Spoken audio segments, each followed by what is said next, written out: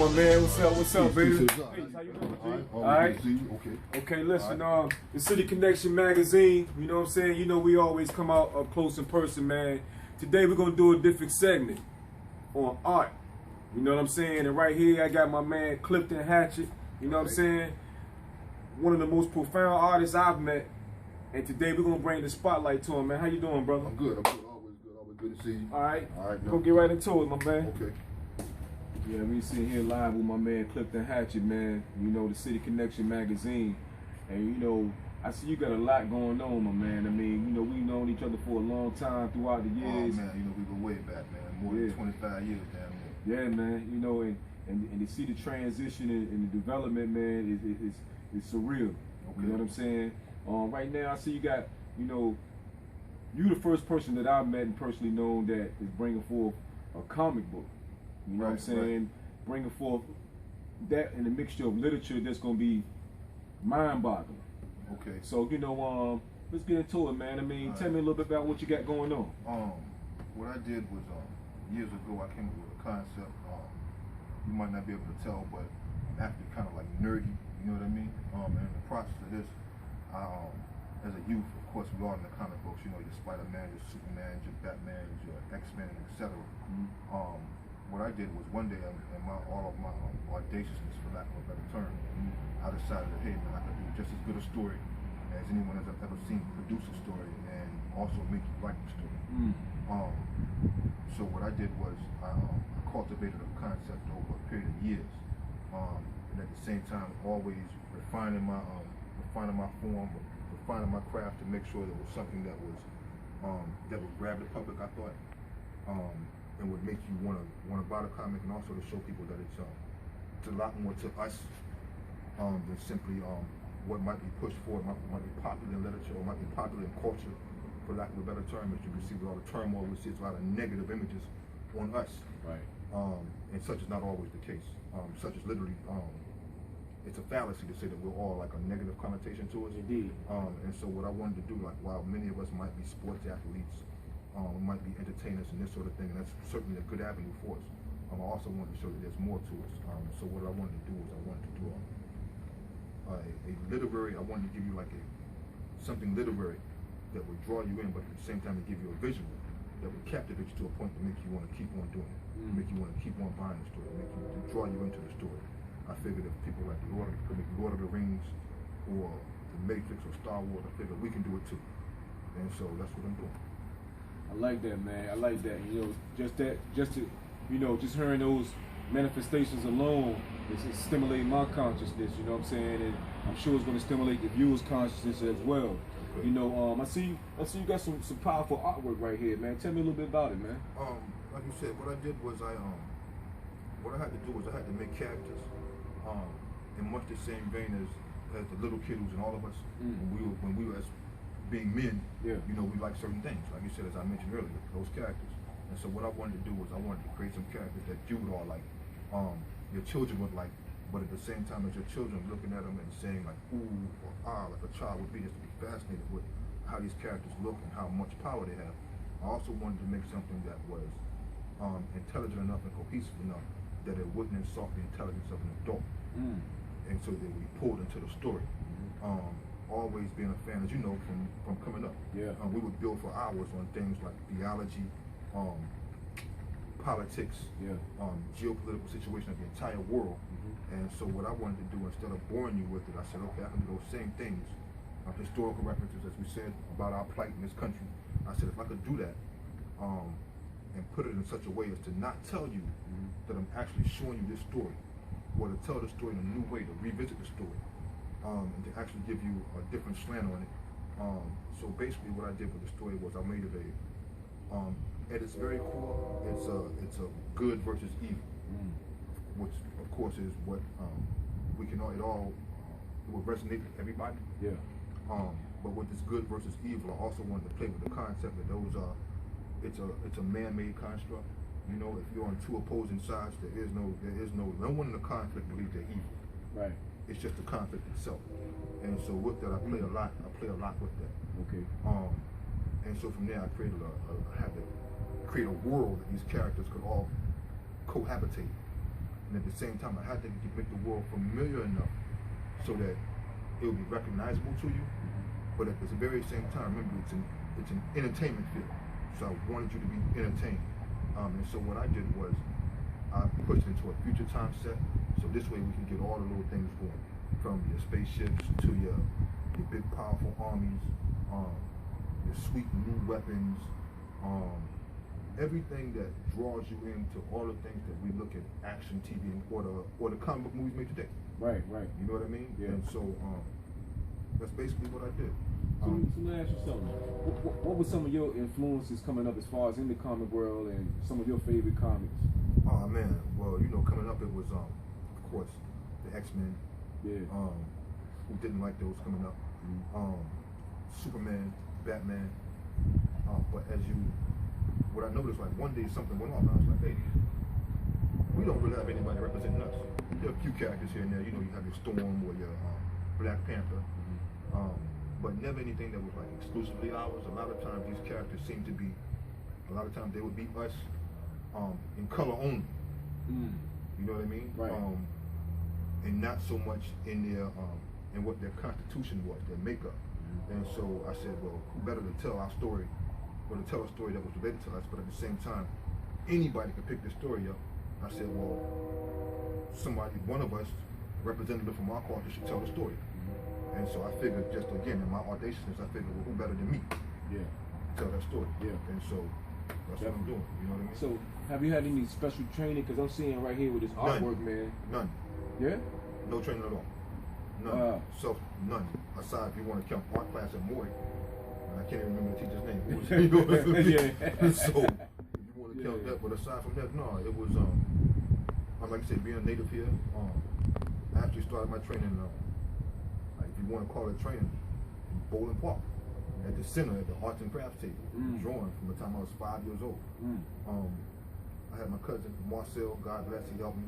My mother was artistically inclined, and then others who would be, you know how it seems as though when you're smaller, you're a lot more artistically inclined. And so there was a whole bunch of us, and as time went on, the crowd kind of dwindled down. It was like I was the last one still drawing, this sort of thing, and I never stopped. I understand that. So as far as, you know, any influences as far as what determines the makeup of a character in your books?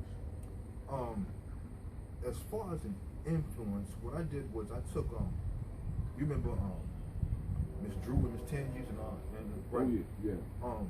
These ladies were always they would always push you, and they would always get you to think more, and how would they do is they put a book in your hand and make you read a book. And so what I noticed is that if it was from Moby Dick to something like the Martian Chronicles or any of these older stories, a lot of times the heroes or the main characters, they seem to have certain elements that were relatable, and the conflict of the story was always something that it wasn't necessarily a struggle that was even winnable, but it was a struggle where people still fought in a good fight, not because it was an easy fight or because they would win, but no, for the exact opposite. You fight these fights and you do these things because they are hard, and because it is challenging. And more than anything, I think that's what determines the character of a person. It's not so much what you do in the best of times that determines who you are. It's what you do at the worst of times. And so in this story, what I did was I made the worst situation possible that I could think of in my brain. Like what would be just a dire consequence of the situation.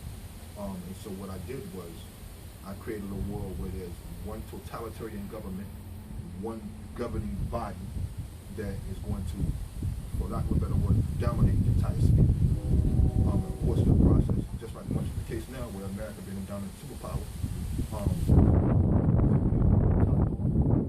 alpha male, but of course, there's always somebody at some point who challenge that alpha male. Now, if they beat, then you got no alpha male. In most cases, they very rarely win. Not to say that they won't keep trying. Right. And so with the story, that's what it is. These people are fighting a good fight, trying to win, and it's an impossible battle. Much like our plight now. You know what I mean? Like we want to do what's right, we want to win, but damn, man, when you look around right now, it's like, can we? And it's like, you just gotta stay tuned to find out. So, what's gonna be the title of this first comic book that's coming out? The first story, and mine is going to be an anthology, so the entire book, as it stands right now, I have 237 characters, and I have 27 stories written out. Each book is a 22-page format, and the story arcs will be 3 to 5 books to complete an actual arc of that particular story. Okay. So as it is right now, I have about 12 years worth of material written out out of those 237 characters. And then mind you, as I said, they're all inhabiting the same world. A lot of times with comics, a lot of times it'll be you'll have one character here, they'll be in different timelines, and so it's hard to make them merge. Yeah. So to alleviate that, just put them all in the same world. And in this world, there are utopias, there are dystopias, there are wastelands, and there are areas that are still pristine, still undisturbed. And of course, just for the fun of it, of course, you know, add in everything that you would like, or that a child would like, or that would just get you in. Your monsters, your aliens, your good guys, your bad guys. Yeah. That's what. I like that. So tell me a little bit about these characters that we have here, and let's take a look at what you have, you know, so far. Okay. Let me start with the villains. Okay. From what I have here. With these characters here, I don't know if you can see those. And mind you, part in this, I'm still going to touch this up because they weren't villainous enough for me. But this is the 5th Rebellion. They're called the 5th Rebellion because it's going to be 5 5-man units, 5 of them, 5 rebellions, and they rage against the machine. All right. These are going to be the antithesis of the good guys, for lack of a better word, even though they're fighting the same people. Right. All right. They're struggling against the same people, but even though in the process of them struggling against the same people, they conflict with each other because their methods aren't the same as one another. So there's a strife there. And what I wanted to do, I wanted to play on us. Of course, you know, there are varying schools of Black thought. You know, it's the Nation of Islam, it's the Black Israelites. Yeah. It's the African American Christians. The 5% Nation. And you have all of these different things. And for the most part, when you talk to us as individuals, we all want the same thing. Now, how we go about getting there tends to be different. And so people are fighting for the same cause, but as far as coming together to fight together, that's different. And that's what the story is. So with these bad guys here, again, the 5th Rebellion. Let's see what else I have here. Here you have Gorbis and the warriors of Brojalak, and it's one name for 3 women. This is his harem, his queens, for lack of a better word. Gorbis, the center character here, I took the name from the Nevian legend. That legend actually is it's back with biblical times, and it's actually a legend that says, in Jewish faith, it's a legend that says that there was only one character, only one creature rather, to ever have survived the wrath of God. The wrath of God at this time says, well, how he survived this character. This character was actually like this bat, dragon, kind of winged, nasty, hideous thing. And the way he survived was he was on the roof of the ark, supposedly. And he used his wings as a teepee. And of course, being a teepee, a point, it drops down, right, the water would rain off, so he never drowned. And he was on top. And the legend says that when Noah, if you read the story in the Bible, it changes. There's one story that says when Noah first found dry land, he released some doves. And that's how he knew it was gone. The other one that says he released some birds or some blackbirds that didn't come back. But the story of Gorbis, the legend says that what Noah actually witnessed flying away wasn't the birds. It was actually this winged creature that he mistook for a bird when it was far off flying from his ark. He assumed it was one of his birds flying away, but it wasn't. It was actually Gorbis. And ironically, just a quirky little fact. To this day, people still claim to see this winged thing flying over the Holy Lands. Yeah. But when they do, it's like a bad omen. The crops will die, wars will break out, etc. Like you said, now what I explained to you was the actual legend. Of course, I couldn't figure a way to make a big, hideous dragon or something relevant. And so what I did was, I figured in time, because he was a hideous creature, he would learn to different evils and do whatever, and what the comic book. So of course, his power is he transforms. In time, he took on the form of a man. And he's cursed to walk the earth until the day of judgment. And so he's still here, unbeknownst to us in a different form. And he actually has a kingdom offset from the world structure. So he actually, again, rages against the same machine. The good guys and the bad guys are fighting, even though he's such a villain. His only thing is, yeah, you run the world, but if anybody's supposed to inherit the earth, it's me. Because what? Because I've been here from the beginning. And so that's the gore of the stretch. That's deep. Let's see what else I have here. Again, this is the same Fifth Rebellion. And just a better take on it. And again, so that we understand. These characters, these are just inked, and I wasn't really satisfied with this one, so I'm touching this one up, and so this is the finished product, for lack of a better word. And again, the same characters I mentioned before: the Dominator, Dreadlocker, Hysteria, Takeon, and Tantrum. He's serious right here. This character is canon. And I actually took that word from the Roman Catholic Church. If you remember, when Pope John Paul passed away, you heard this word, and it was canon, or to be canonized. And in the Roman faith, that actually means to be added to the list of saints. Now, before you're added to the list of saints, you must have been dead for a period of 50 years, and there must be 3 miracles attributed to you. And so I just took that name canon, and it also, boom, canon, a gun. Right. So I thought that would resonate also. So I'm not talking about the gun I'm actually canonized, but it's also with the weapon itself. And that's a name that you would remember, canon. And so what you'll find out is that even though it looks like a good guy, and these here, I just freaked them out a little bit, but these 3 doves, the doves of peace. The reason I chose the 3 doves, the doves of peace to be fine with them, is because the white doves that we see that we think of peace, they actually have a very human characteristic that people aren't aware of. The white dove of peace is actually one of the few animals in nature that kills for sport. And ironically, it's the symbol for peace. Right. And it just makes me think of all the great dominating world powers, from the Roman Empire of old to, I guess, the English colonists, the colonists who came in first, founded America. These were all colonists. From the outside or from the inside out, they assumed themselves to be good. But to the indigenous people who they conquered, they were anything but. So with this character here, he believes he's a good guy, but he's actually not. But he won't even find out his true power until much later. And ironically, you'll find out that his power source is actually Gorgeous. Okay. Whatever you want to call it, evil, Satan, whatever. That's that's going to be the core of it. But in the comic itself, you'll never be told that. So you're actually getting some exclusive information.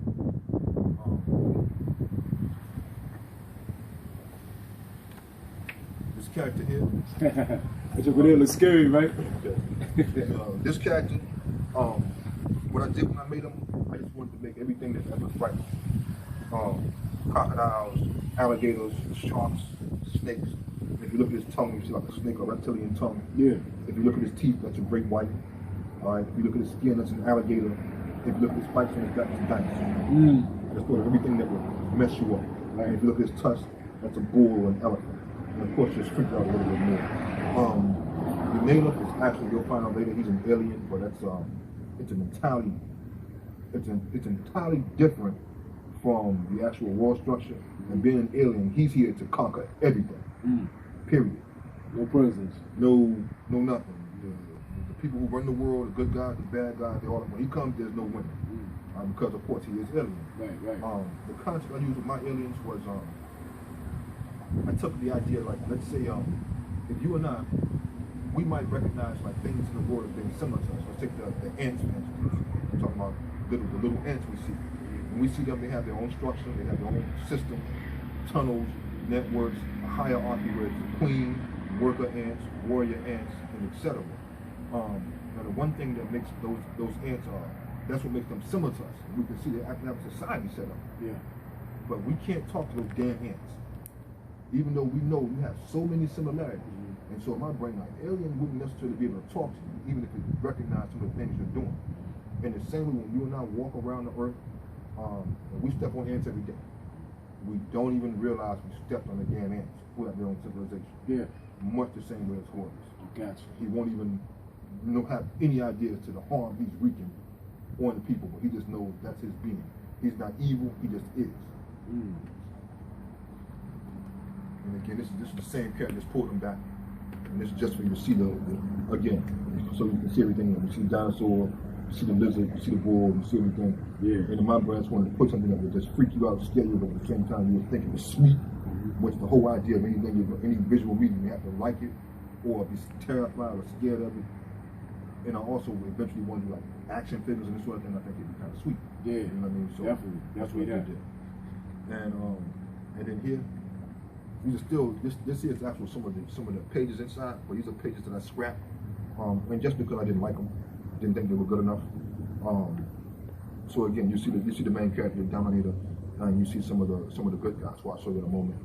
And again, this is another page I believe I scrapped. Am I right? Is that right? Another pencil drawing? Yeah, this is another page I scrapped. Again, for my liking, personally, this wasn't good enough. And I'm not going to put out anything because I'm a one-man operation. So if there's ever something I feel as though isn't up to par, then it won't get done. And so these are actually 2 pages that I scrapped. And that's the villains that are right now. Again, mine is 237 characters, so I'm only giving you a sample. Yeah. Of what I have. Can't give you all the goods, you know. Got to say something for the mind to think about, you know. Raise a little suspicion. All right. Let's start with these characters first. Or suspense, shall I say? All right. Now here are the good guys. Now again, mind you, the name of the book is the Climax series. You know, the climax is the highest point. Highest point. And so the name of the story is the Climaxians. It's the highest point. What I share with you is that the reason it's called the climax is because these are supposedly the highest point of human evolution. What you'll find out later is because of the conspiracies of the day, like aliens and this sort of thing, and you hear the freaky stuff about alien abductions or whatever, I put it in the story also. What you'll find out is that the people who are being abducted today, what you'll find out is about approximately 5 generations from this point that we're familiar with is when these powers will begin to manifest themselves in the beings, in the bloodlines of the people who claim to be abducted today. And so that's what the Climaxians are. And the reason I said that with 237 of them, characters that I have is they're all Climaxians. People where this gene has manifested and begin to come out. Also later what you'll find out is that those the highest point and through manipulation, they became superheroes or super powerful. Again, going back to when you and I were built, what you'll also find out about the Climaxians or the highest point in evolution, though it's something that happened with aliens to make them this way, you'll find that actually the Climaxians, it's in all of us. Like we all have it anyway, if we could just tap into that untapped potential that's in everything. Right. True indeed. And so that's what I want to do with my thing. That's serious right there, bro. And again, this is just a cover for. This is going to be a cover shot. And if you can see the background, if you can see the background there, but it's kind of devastated. And that's because of the world that these characters exist in. It's war torn, certain parts of it, and so this is simply one of the abandoned. Like remember the ghost town from the old West movies? Right. This would be like a ghost town here now. So there was a major metropolitan area that was abandoned. This is where this fight scene takes place, and this is where this cover is. That's why you see the debris and things in the background. And you see here. Again, the same characters, the Climaxians, -2. And the reason it's -2 is because the other 2 are involved in the fight scene from the first book. Just wanted to see some other ones. But you know what? I was sitting here in deep thought, man, because your characters, like, now that you're giving me a description of them, I'm kind of like, you actually took me to that world. Right. Because you got my imagination going to the point I'm closing my eyes, like, wow, I mean, I'm really there with you. Yes, and that's what I want you to do. Yeah. Like you said, like again, you're an adult. I don't want to insult your intelligence, but I want you to be fascinated to the point where you say, damn, in their mind, just a story. Yeah. And so I want you to like the story. With any story you read, or any story we have today. That's right. Again, whether it's the Matrix, whether it's Star Wars, whether it's Lord of the Rings, or any superhero movie now, the reason they sell so much and they make so much money is because people like them. Yeah. And so before you do anything, before I bore you to death with a story, I want you to like what you're looking at visually. Right now, if we close our eyes, or even if we don't, we all can remember how Neo and Trinity looked in the Matrix. Right. You know what I mean? Right. Right now, if I say Superman, the image comes in your brain. You know how he looked. If I say Spider-Man, you know how he looked. And so that's what I want to do with these characters. And then And then you have distinct names that, you know, I mean, these names, because the name is everything. Yeah, and that's the other thing. I didn't want to do something like name somebody like Car Man or Flying Man or whatever man, and so I had to think of something that would resonate, but at the same time be unique. And I don't mind sharing it with them because everything is copywritten, and patent, and all that kind of shit. So, or think, pardon me, but so yeah, so that's what I did here. Again here, same characters again, just a different shot. Or the five, and if you notice, and if you notice, or the seven rather, and if you notice the lead man is just it's for a reason, just to grab everybody. Right.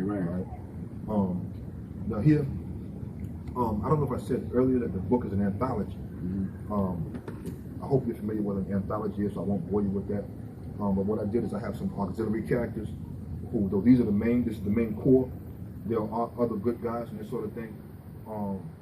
Just to break the monotony, so you'll see different things, also different characters.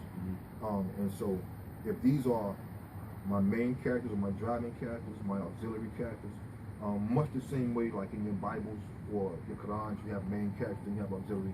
So we read the Bible right now, we would say Jesus was the main character. But then we would say like Moses is also a very important character. Right. So for lack of a better word, like if this was my Jesus and the 12 disciples, for lack of a better word, then this would be my Moses. Okay. And again, Vardoga, and Good Thing. Good Thing is because she's a sister, and what better than any brother than a good thing? So that's right. Right. And so that's exactly it's a serious combination right there. All right. I took that name, Vardoga. It's actually a Scandinavian word, and it means the ghost of the living. Vardogas were very popular during World War II, or from Europe and America. People would say, and this what a Vardoga was. It's like let's say someone's on tour in a war, and they want to, and they're supposed to come home, but of course the conflict wouldn't allow them to come home. Now, when it did come time, when you were able to go home, your loved ones and your families would be like, hey, you're back again so soon, we didn't expect to see you because you were just here. Right. But when you get there, you would say like, I haven't actually been here. It was your Vardoga, or your ghost of the living, which is the title. If you see, if I did break up when I do if I do a mini series with him, that's actually the title of it. It's Vardoga, the ghost of the living. I'm gonna always remember that guy right there, man. Right. Something serious. Everyone grabs me, but it's something about Vardoga, man, that just take me right there. Because that's from when you and I would talk all the time. He looks like the characters that we would expect. You know what I mean? Right. Though we have a very about religion here, especially the predominant one being Christianity, we have a very Eurocentric mindset about it. But if you actually read those stories, they take place in Africa, because there is no continent called the Middle East. There's no continent called the Middle East. All those stories in the Bible are in Africa. That's true. When you read those stories, that's all in Africa. So all those characters be African. When you read your Bibles, if you get a chance to, I can't remember the verse right now off the top of my head, but Solomon tells you, look at me, I'm black. Black and comely. That's right. That's in your book. If you have a chance to read your Bible, please do. And so that's what this character is. And again, just my good guys. And this is just a sampling of them, just some of them. And it's just and the reason I have so few, if you notice, I have a lot more bad guys than good guys, and that's just because of any comic book. It's your rogues gallery that makes the book. True. If you remember the Batman franchise that was just out, Batman was the central character, supposedly. But you remember Bane, you remember the Joker. Right. Batman was the story, but it's those characters who you remember, and so that's stood out. And so that's what I wanted to do with my villains and this sort of thing. And so that's the visual. I just wanted to give you those. These are just all character shots, Mario. There's nothing internal in the book. These are just the character shots I showed you here. Hey, brother, I'm gonna tell you something, man. I felt like I went on a journey just now, because it's like, you know, as artists, as creators, you know, we have ideas and thoughts, and we bring our worlds to you. It's sort of like reading the person and seeing him with his head down. It's like, yo, you all right, brother? He's look, man, I'm in my own world. Yeah, you know, when you're I know you've been in the music for years, and that sort of thing. Like if it's anything creative, whether it's music, whether it's literary, if you're a dancer on stage at the ballet, if you're playing in an orchestra, if you're Michael Jackson, the one thing that we all share is audacity. And a lot of times you can take that word audacity to mean something have a bad connotation, and it doesn't necessarily have to be that. When you lay lyrics down, you lay a track down, can you imagine how audacious you are to create something that no one's ever heard, but then to feel as though other people would want to hear it? Right. It's the same thing with my comic book. I was audacious enough to draw it and didn't think that people would resonate, and people would actually like it. And so that's when I say audacity, that's what I mean. Not the negative connotation, just actually what the word means. Yeah, you showing the duality of it. You understand? Yeah. And so that's when I say audacity. I don't mean it in a bad way, but yeah. And then plus, you know, personally, I can be audacious sometimes in the negative way. You know what I mean? But you know what I mean? I'm trying to get better at it. Yeah. That's peace, brother. You know. Hey, look, man, it was a pleasure, man, having you here. And pleasure's all mine. Pleasure's all mine. What words would you have to say to any young aspiring artists that's maybe going to be looking in your comments and growing with you? You know. To anybody, if you're an aspiring artist or a creator, to just have a vision and to believe in your vision, even if nobody else does, because you're the only one who's going to have it, because it's your vision, and to never let anyone deter you from that. To always stay positive. Know there are going to be dog days. Know that there are going to be times where you're going to be the only one working on your project or your dream or your goal. And that's not a bad thing, because it is yours after all. And so just always persevere. More than anything else, I would say, if you're a creator, persevere in time if everything is right and when it lines up. And if you stay to it, then something positive will manifest itself if you believe it hard enough and if you're willing to work at it. That's peace, brother. Look, it was a pleasure having you on. Always. Javon Johnson, Cliff Hatchet, man. Be on the lookout for the comic book. And what's the name, brother? The Climaxians. You heard it here first. Peace. Peace.